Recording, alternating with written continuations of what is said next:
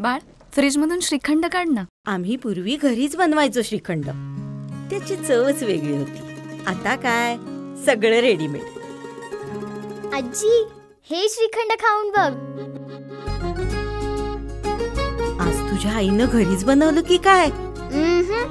हे आहे गोकुळचं श्रीखंड. अगदी जिभेवर रेंगाळणार. जिभेवरच नाही तर मनावरही रेंगाळणार. गोकुळ श्रीखंड, मनावर रेंगाळणार. वारं फार मोठं आहे. अरबी समुद्रावरनं वारं व्हायला लागले. गद्दार असणे, खोकेवाले असणे घरात बसविल्याशिवाय आमचं गाव ग बसत नाही. काय वाटतं आजोबा, वारं कुणाकडे आहे? आपल्या भागाचा विकास केला. काय वाटतं आजोबा, वारं कुणाकडे आहे? का तेच का? आपल्या भागाचा विकास केला.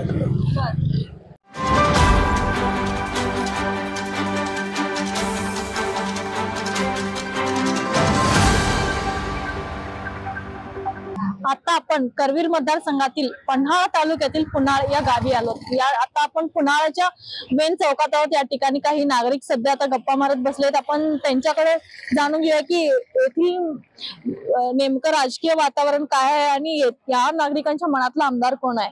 खरं तर संध्याकाळचे आता 5:30 वाजले आहेत आणि नागरिक आता छान आता गप्पा मारत बसलेत. आपल्या ह्या ठिकाणी काही ज्येष्ठ नागरिक आहेत, आपण त्यांच्याशी संवाद साधूया. का जवळ बसलोय?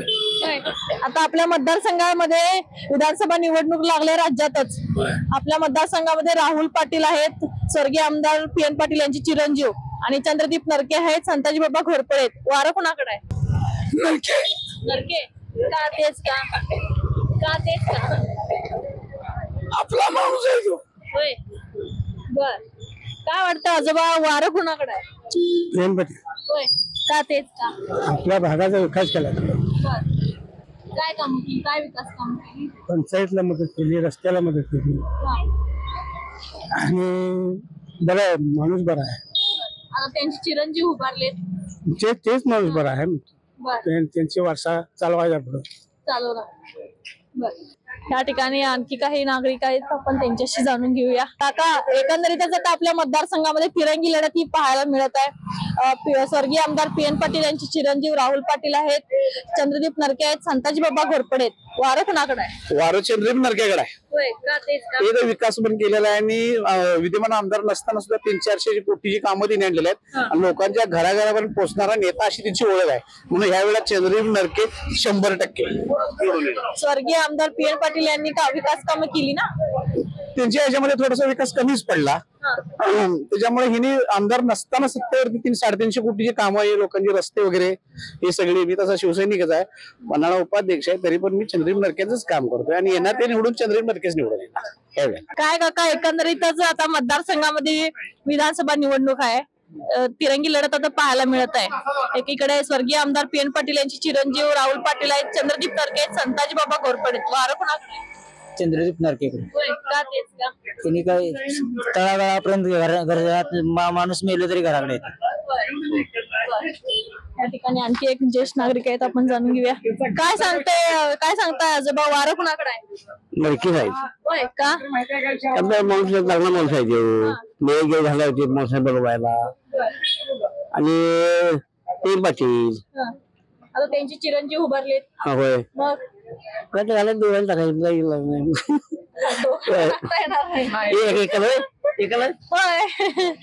ठिकाणी आणखी काय? आणखी नागरिक आहेत, आपण जाणून घेऊया. काय सांगताय काका, या मतदारसंघामध्ये वारं कुणाकडे आहे? सर्वांनाच सन्मान संधी. सर्वांनाच सन्मान संधी. का तसं का वाटतंय? वाटते हाय, बरोबरच आहे. सगळीच कामाची आहेत.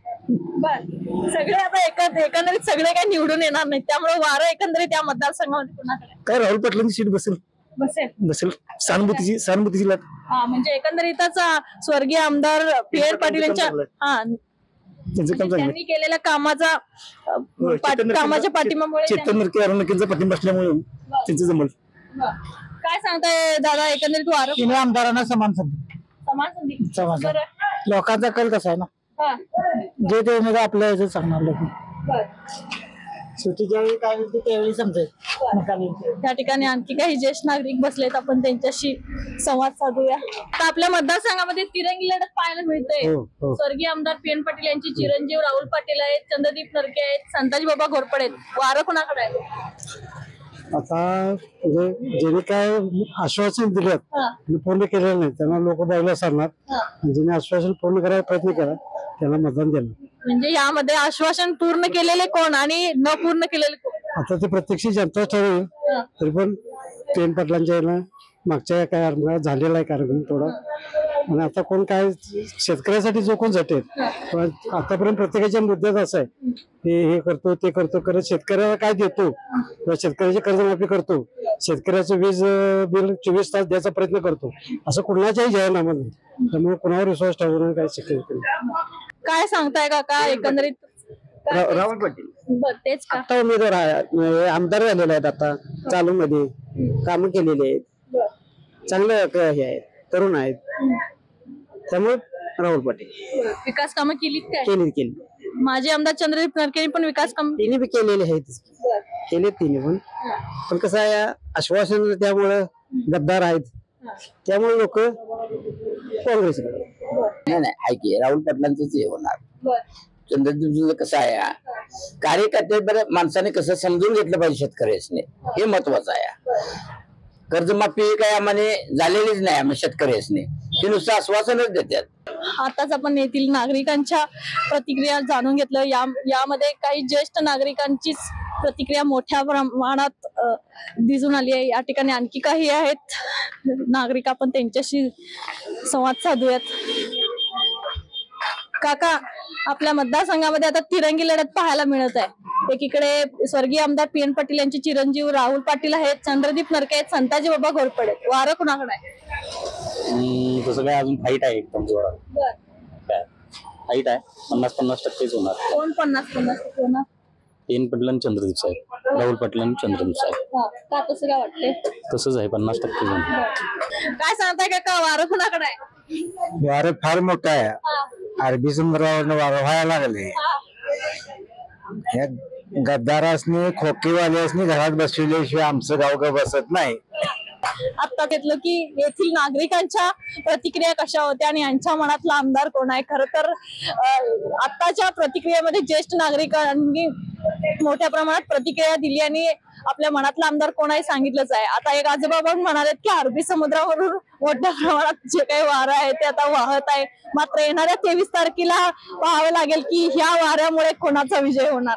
कॅमेरामन नाज अख्तरसह अमृता पवार, माझा महाराष्ट्र न्यूज, कोल्हापूर.